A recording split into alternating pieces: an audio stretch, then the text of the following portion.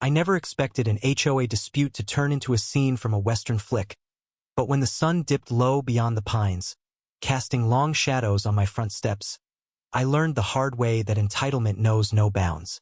It all began that morning when Karen sent a terse letter demanding I remove my antique sailboat sculpture from the circular driveway. She claimed it violated subsection 14 qua HOA covenants, unauthorized ornament beyond 2 feet. But I'd inherited that sculpture from my grandfather, a retired Navy commander who'd crafted it to honor his Pacific voyages. The piece was more than decorate, was family legacy etched in steel and paint. Brushing off her petty decree, I spent my afternoon restoring the sculpture's battered hull. The smell of rust converter and fresh primer mingled with the pine-scented breeze. I was just sealing the final coat when headlights flared.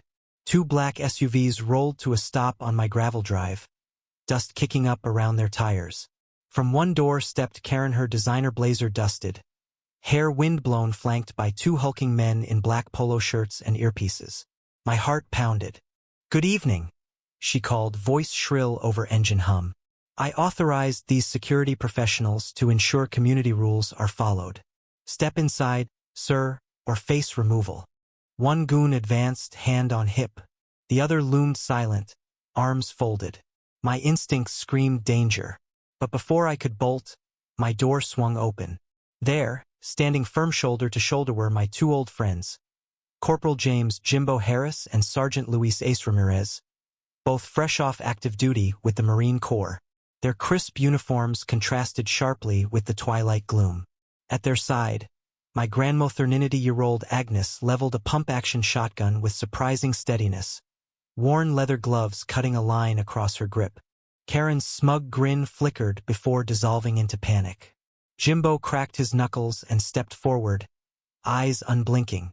Ace glanced at my grandmother, then back at the intruders. "Ma'am, your HOA limits end at the sidewalk," he drawled. "Our property rights don't bow to your petty bylaws." Karen swallowed, lifting her hand like a white flag. But her goons stayed stiff until Grandma spoke. "Get off my property or I'll feed you to some buckshot and a spoonful of pain." Her voice rattled like a freight train. The second twist hit. One goon's earpiece crackled. He heard a voice. "Stand down. We have the wrong address." The men froze, confusion flickering. Karen staggered back. Jimbo folded his arms. Ace offered a curt salute. My grandmother lowered her shotgun with a satisfied huff. I stepped forward and held out a copy of the property deed. Lot 12, Section C. Matthews Family Estate. Check it. The hairs on the back of Karen's neck prickled as Ace snapped on his own badge. Detective Ramirez, local precinct. The cards fell on the table. Karen's face drained. Her goons shuffled away, heels clicking, ears reddened. For a heartbeat, we all stood in silence, 4 generations united against HOA aggression. But the drama went deeper. Mrs. Patel, the neighborhood market owner, appeared at my side with takeout containers and iced tea. She bore witness to the unfolding scene, having trailed Karen's convoy for miles in her hybrid. "I couldn't let her ruin your view of that sailboat," she declared, distributing benches and lemonade to curious neighbors now gathering on lawns. The community presence swelled, a human shield against overreach. Karen, clutching her laminated notice, tried to salvage dignity. "But the bylaws," she stammered. Ace cut in. "Bylaws don't supersede real property law or civil rights. Better read up." At that moment, the local TV news van idled onto the street. Cameramen jumped out, cameras rolling. The third twist arrived. They wanted a live interview footage of HOA versus homeowner showdown. Instead, I ushered the camera toward Grandma. In her wheelchair, she tapped the barrel of her shotgun and said to the lens, "Remember, young folks, always have a plan and an old-timer on your side." By nightfall, the SUVs departed, Karen's defeat broadcast across local channels. Her last desperate act was to file a formal complaint for disturbing the peace against my grandma. But by dawn, the precinct dismissed it, citing self-defense and the absence of threat. So now, after witnessing the 5-act shocking goon deployment, familial counterstrike, AC East badge revelation, Karen's collapse, and the community's inspiration. Ask yourself, was calling in 2 Marines and Grandma with a shotgun an appropriate assertion of property rights, or did I risk escalation beyond reason? Share your verdict below. Rightful defense or revenge overreach. The next days were surreal.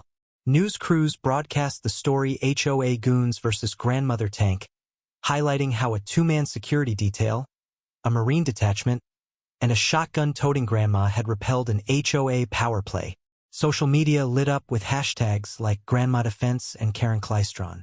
Yet, while the spectacle drew laughs, the deeper undercurrents reshaped our community's approach to conflict. A community meeting convened at the clubhouse, now ringed with newly installed solar lights courtesy of a local green initiative. The agenda: rewriting HOA codes on enforcement, rental of security services, and respect for ancestral property rights. I chaired alongside Karen. Her transformation from instigator to collaborator was the meeting's subtext. As we deliberated, neighbors offered input on nuanced policy changes, banning private security shows of force without prior board approval, instituting mandatory neighbor notification, and creating a mediation panel before any home interventions. The first twist arose when the security firm's owner, offended by the viral exposure, demanded a public apology from the HOA for defamation and breach of contract. This complication forced the HOA board to engage legal counsel, revealing a hidden loophole.